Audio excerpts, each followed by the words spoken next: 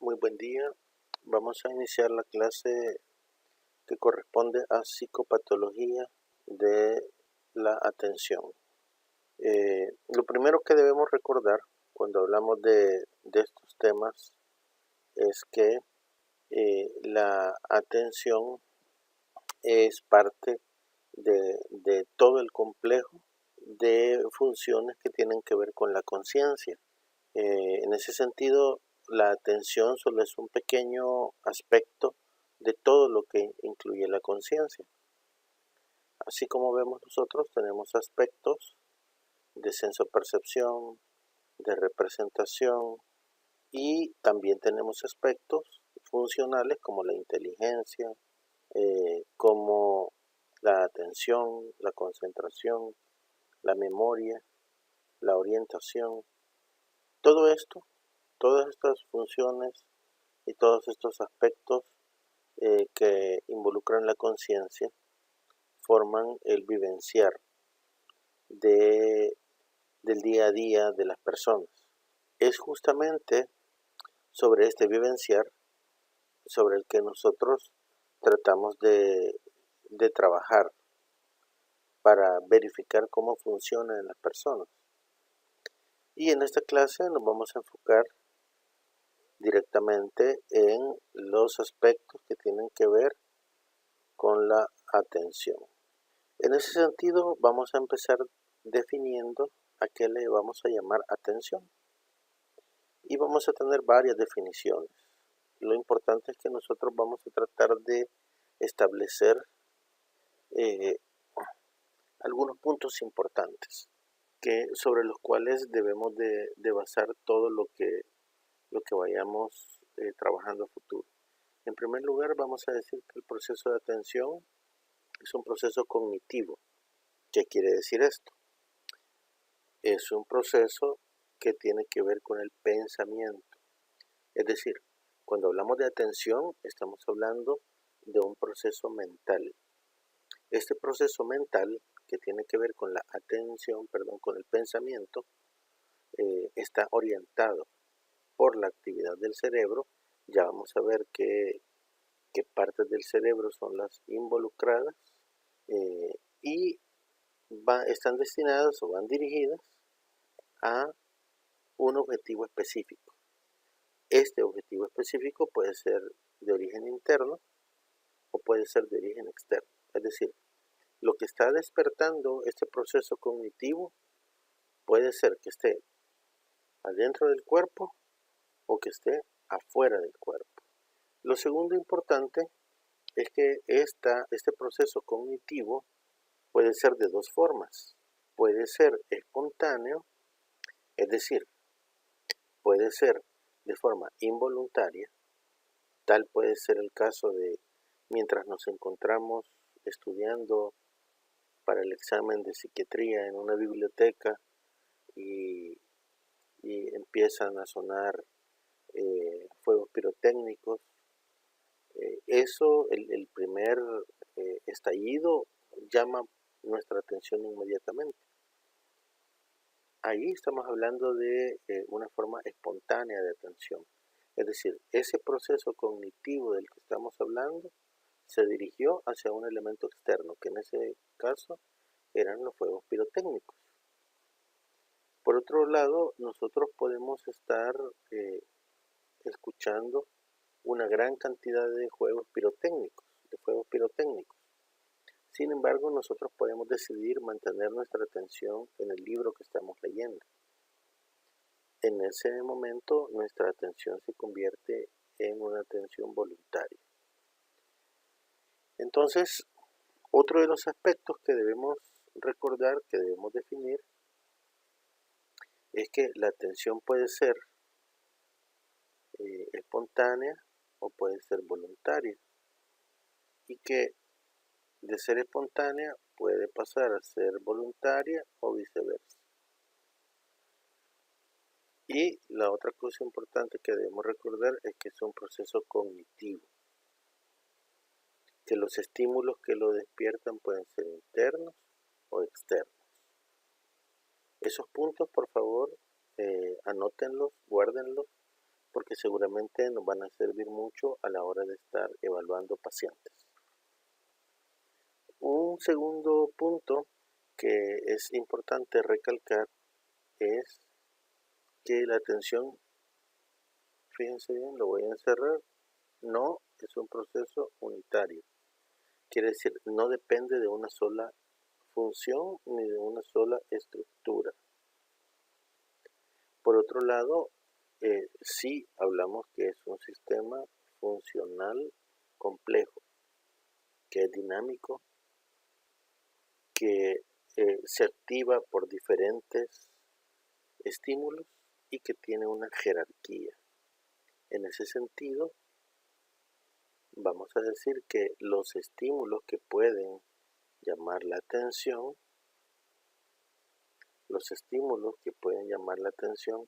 pueden ser, según este documento que estamos revisando, de tres tipos.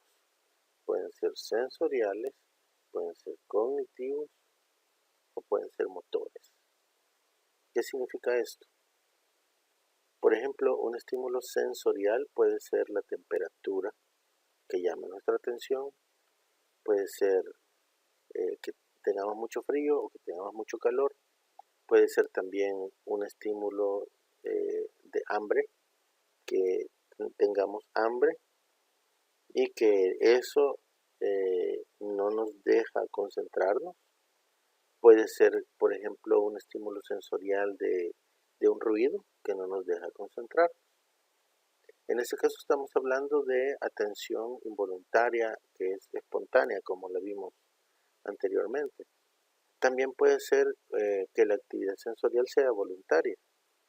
En el caso, por ejemplo, de un videojuego o en el caso de estar haciendo un procedimiento en una plataforma virtual, ahí nosotros voluntariamente estamos poniendo atención a los estímulos sensoriales que van apareciendo.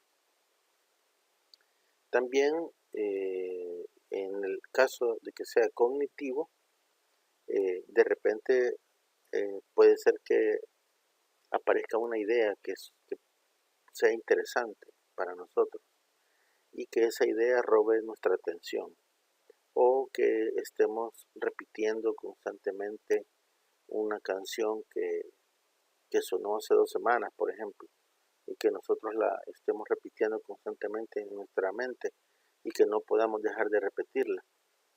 Bueno, eso sucede, como todos sabemos, gracias a que hay una hiperactividad de los ganglios basales, pero fuera de eso, nosotros acá vamos a decir que ese es un estímulo cognitivo, un estímulo de pensamiento que está robando nuestra atención y que es de forma espontánea.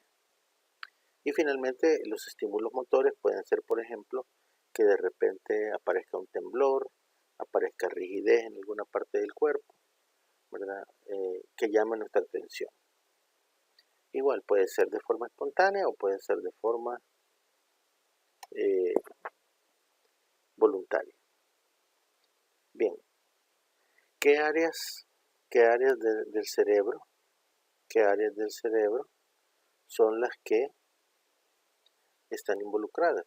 Bueno, como lo vemos en la pantalla, tenemos el giro del cíngulo o la circunvolución cingulada anterior. Recuerden ustedes que el giro del cíngulo, una de las funciones que tiene es la de hacer interpretaciones de lo que está sucediendo alrededor. Ese giro del cíngulo o la circunvolución cingulada anterior, en este caso estamos viendo la parte anterior, y si ustedes ven también manda información al lóbulo frontal. Es decir, el giro del cíngulo hace la interpretación, manda la información al lóbulo frontal para que se planifique la conducta, que en ese caso es mantener la atención o perder la atención. Y también, si ustedes se fijan, manda información a 2 áreas importantes del lóbulo occipital. Pero lo importante de ahí es que una información la manda a través del lóbulo parietal y la otra información a través del lóbulo temporal. Eso es porque nosotros todo lo que analizamos lo tenemos que convertir en palabras, no hay otra forma de analizar las cosas. Aunque estemos solo pensando y en silencio, todo lo convertimos en palabras. Y eso es lo que pasa por el lóbulo temporal. Y por el lóbulo parietal son, o más bien tiene que ver con la parte de los estímulos sensoriales que suceden en todo el cuerpo. Recordemos que ahí está el homúnculo sensitivo y que la unión de estas regiones son las que llegan finalmente al lóbulo occipital y es la que nos permite tener una visión o que nos imaginemos perfectamente estos estímulos de los que estamos hablando. Eso es en un primer momento, pero en un segundo momento tenemos que estas regiones de las que ya hemos estado hablando, que primero sucede en el lóbulo, primero sucede en la región parietal que va para el occipital y de la temporal que va al occipital, se unen en una región que es una región de integración de la información que se llama la corteza o el área de asociación parieto-occipito temporal. Esta área de asociación reúne toda la información anterior y la envía ya procesada al lóbulo frontal, como vemos ahí en la imagen. Llega al lóbulo frontal la información para decidir si vamos a mantener nuestra atención, si vale la pena hacerlo o no. Bien, otras partes que están involucradas también son el lóbulo parietal, el tálamo y los ganglios basales. Es lo que ya habíamos dicho, ¿no? El tálamo sirviendo como un integrador de todas las funciones emocionales que van dirigidas hacia los lóbulos y los ganglios basales que permiten, por ejemplo, que se estén repitiendo esos estímulos y que esa repetición haga que, entre otras cosas, que no solo se mantenga la atención, sino que se pueda memorizar. Recuerden que este es un conjunto de acciones, no solo es una acción que está sucediendo en el organismo. Muy bien, entonces la atención, este sistema, este amplio sistema del que estamos hablando, es un sistema que tiene varias modalidades de acción. Y nosotros vamos a ver tres de las modalidades. La primera es el estado de alerta. El estado de alerta tiene que ver más con una parte de la conciencia neurológica, como lo habíamos visto.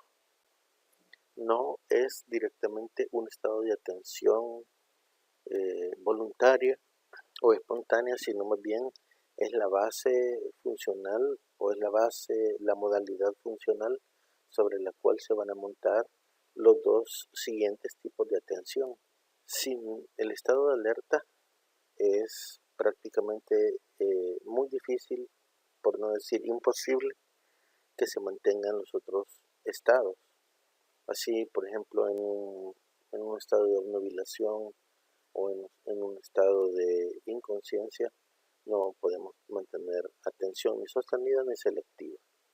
Por eso es que empezamos diciendo que la primera modalidad o el primer punto de jerarquía tiene que ver con el estado de alerta, y eso es que el cerebro esté funcionando bien.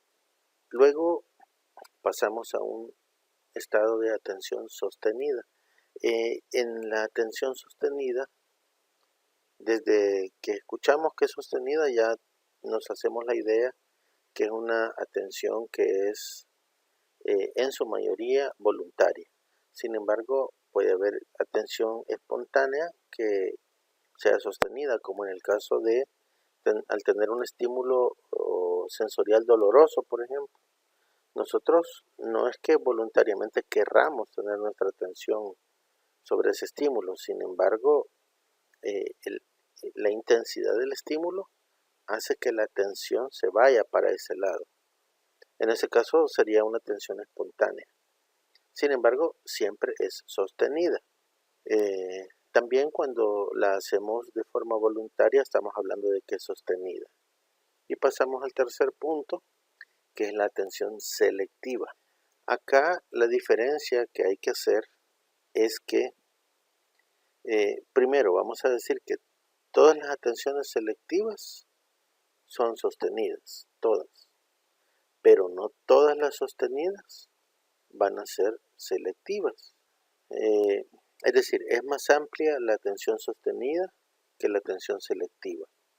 Cuando hablamos de atención selectiva, indudablemente vamos a decir que se trata de una atención que es voluntaria, una atención que va dirigida hacia determinados estímulos y, por ejemplo, ahí vamos a ver en lo que se refiere a atención selectiva, cuando, por ejemplo, volvemos al ejemplo de la biblioteca y empezamos a escuchar el ruido de los fuegos pirotécnicos. Ahí nosotros podemos decidir mantener nuestra atención en la lectura, aunque existan estos estímulos sonoros alrededor. Otro ejemplo podría ser estando en una fiesta. En la fiesta tenemos nosotros una cantidad enorme de estímulos sonoros, música, conversaciones alrededor, y nosotros estamos platicando con una persona en particular. La atención selectiva, siendo sostenida, nos permite discriminar y concentrar nuestra atención únicamente en las palabras de la persona con la que estamos intercambiando. O por otro lado, teniendo muchas conversaciones alrededor, podemos decidir nosotros voluntariamente centrar nuestra atención en la música, ¿verdad? Y seguir la letra de la música. Ahí estamos hablando de ejemplos de atenciones selectivas. Como ven, esa ya es la parte funcional de la atención, de cómo sucede normalmente la atención. Ahora, estos aspectos los estamos revisando porque en ocasiones nos damos cuenta que no han revisado de forma adecuada en los años previos esta información. Todavía no estamos viendo aspectos psicopatológicos, sino que cómo funciona normalmente el estado de atención. Bien, cuando entramos a hablar ya un poco de psicopatología, vamos a decir que lo primero que debemos de recordar es que tenemos una gran cantidad de estímulos. Tenemos estímulos de biblioteca, tenemos estímulos de un campanario sonando alrededor, de vehículos pasando al lado de la biblioteca, personas jugando o personas trabajando. Todos esos estímulos están entrando al cerebro y gracias a esta memoria selectiva, a esta atención selectiva, nosotros decidimos quitar estos estímulos, eliminarlos, discriminarlos y nos quedamos solamente con el estímulo que es el importante para nosotros, que en este caso es el estímulo de la lectura. Este estímulo de la lectura nos permite que nos concentremos en él y esto hace una retroalimentación con la atención, ¿verdad? Estamos teniendo atención selectiva, a eso le vamos a llamar un estado de concentración y este estado de concentración permite que la información entre a nuestra conciencia o que seamos conscientes de ella. Esta parte de la conciencia también permite que se asimile, que se razone sobre estos aspectos y es lo que también damos por llamar los niveles de inteligencia. De tal forma que ustedes ven que es un conjunto dinámico de acciones, no es una sola acción, sino que son varias acciones que permiten que se vayan sucediendo diferentes funciones cerebrales. En este caso nosotros nos enfocamos en la atención, pero si ustedes ven, ahí entra en juego la concentración, entra en juego la memoria, la inteligencia, la conciencia. Entonces todas van funcionando paralelamente. Eso es otro aspecto importante que deben de tener en cuenta. Entonces, cuando hablamos de psicopatología, nosotros podemos pensar en que el estado de conciencia puede estar alterado, ya sea porque se permite el ingreso de todos los estímulos al mismo tiempo, o porque el proceso de conciencia está alterado, o porque los procesos de inteligencia se alteran. En cualquiera de esos puntos puede haber un problema de procesamiento, y por eso hay que estudiar y analizar bien cada caso. Bien, en este proceso que hemos venido viendo de atención, tenemos primero la captación de la atención, ya sea del medio ambiente, y que sea por una tarea voluntaria. Ese sería un primer momento donde nosotros tenemos que analizar a ver si ahí está el problema. Un segundo momento puede ser el mantenimiento de la atención. Cuando hablamos de mantenimiento de la atención, vamos a decir que va por fases. La primera fase es lo que acabamos de ver, la captación de la atención. Algo que rompa el umbral de atención y que llame este proceso cognitivo. En segundo lugar tenemos el mantenimiento. Ese mantenimiento se logra después de 4 o 5 segundos que ha pasado la fase anterior. Y el cese de la atención puede ser ya sea cuando desaparece el estímulo que la está provocando, o cuando voluntariamente nosotros decidimos dejar de poner atención. Así, en el ejemplo que poníamos del dolor, si desaparece el dolor, desaparece también ese estímulo dirigido, la atención dirigida hacia ese estímulo en particular. También nosotros podemos decidir dejar de poner atención voluntariamente. En el caso de dejar de poner atención a la lectura. Ahora, cuando este proceso del que estamos hablando se desarrolla normalmente, nosotros vamos a hablar de euprosexia. Y cuando se desarrolla con alteraciones, vamos a decirlo de forma general como disprosexia. Bien, entonces, cuando hablemos de la disprosexia o de las alteraciones de la atención, vamos a tener por un lado la desviación de la atención, por otro lado la distracción de la atención. Fíjense que aquí hay algunos puntos que hay que diferenciar para que no nos vayamos a confundir. Cuando nosotros hablemos de desviación de la atención, vamos a decir que ese proceso es atraído por un estímulo de mayor interés. Ese estímulo atrajo nuestra atención porque cobra mayor interés. En la distracción de la atención estamos hablando de un grado máximo de dispersión. Son dos cosas diferentes. La conciencia permanece inactiva y las ideas sin orden.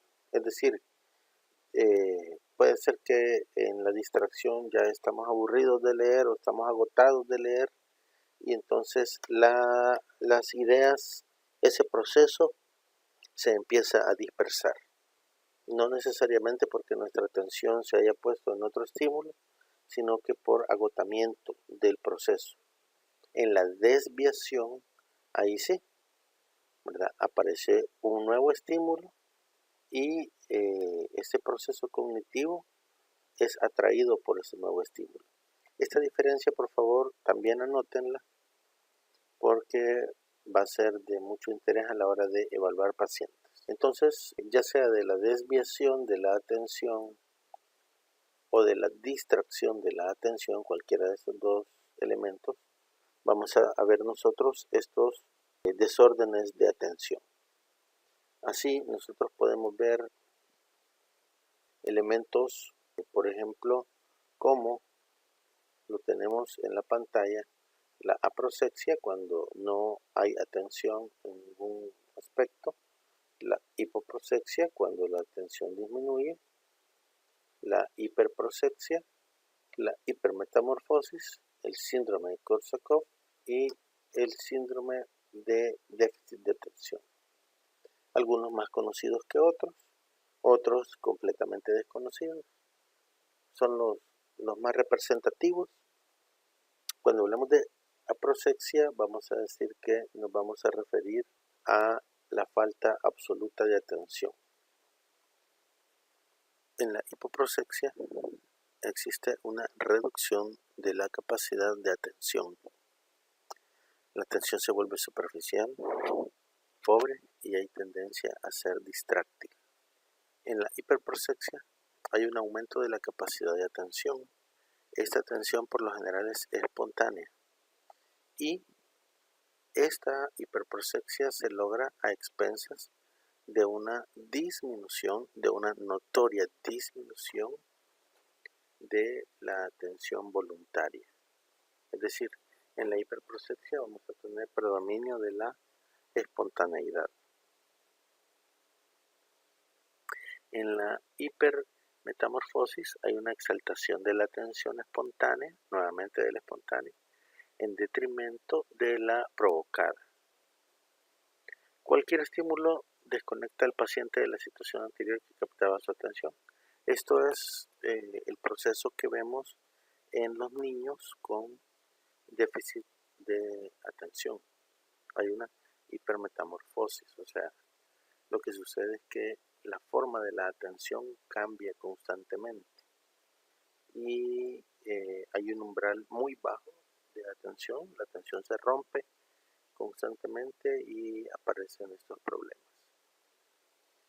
Bien, en cuanto a la concentración disminuida, vamos a decir que la persona no es capaz de dirigir voluntariamente y selectivamente la atención. Está focalizada en un determinado asunto, es casi imposible, ¿verdad? No se puede estar de esa forma. Eso sucede en algunas alteraciones de la conciencia, como vimos en la clase anterior. Cuando hay alteraciones de la conciencia, la atención voluntaria y selectiva es muy complicado hacerlo. Ya lo habíamos mencionado. El síndrome de Korsakoff se caracteriza por falta de atención y por la falta de la habilidad para manipular información mediante la memoria de corto plazo. Este síndrome se ve en algunos problemas médicos, principalmente al que más ha sido relacionado es el alcoholismo. Pero también hay déficits alimentarios, traumas craneoencefálicos, encefalitis, epilepsias y otros elementos médicos que provocan este síndrome. Finalmente, el TDAH, que lo van a ver ustedes, van a ver una clase específica solo de esto cuando lleven psiquiatría, otra psiquiatría 2. Acá lo traemos como un ejemplo, igual que el síndrome de Korsakoff, de los niños que tienen baja capacidad de atención. Esto se acompaña con impulsividad y con inquietud, pero en este caso lo que estamos viendo predominantemente es este aspecto de hipermetamorfosis. Bien, con esto finalizamos la clase que corresponde a la psicopatología de la atención. Esta clase es solamente orientativa. Les he dejado en el aula virtual también los materiales de lectura, de donde van a ser sacadas las preguntas para efectos de examen. Si existe alguna duda con respecto a este tema o las lecturas, por favor la pueden hacer en el área que les he dejado para hacer preguntas, o me pueden escribir directamente al correo que ustedes tienen a disposición. Y si no hay preguntas, pues mucho gusto y muchas gracias.